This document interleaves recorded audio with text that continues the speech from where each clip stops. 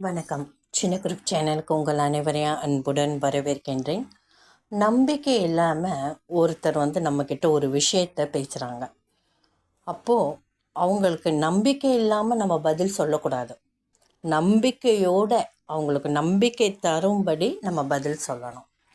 இப்போ உதாரணத்துக்கு ஒரு பணம் ஒருத்தர்கிட்ட கைமாற்ற கொடுத்துட்டாங்க, அது வரவே வராதே அப்படின்னு சொல்கிறவங்க கிட்ட கண்டிப்பாக வரும். நீங்கள் ஏன் அதை பற்றி கவலைப்படுறீங்க?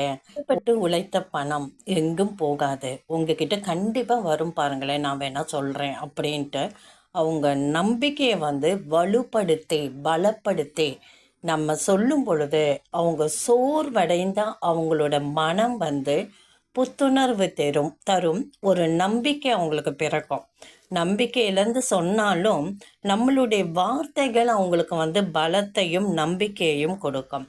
அவங்களோட அந்த நம்பிக்கையே அவங்களுக்கு வர வேண்டிய பணத்தையும் வராத பணத்தையும் அவங்கக்கிட்ட கொண்டு சேர்க்கும்.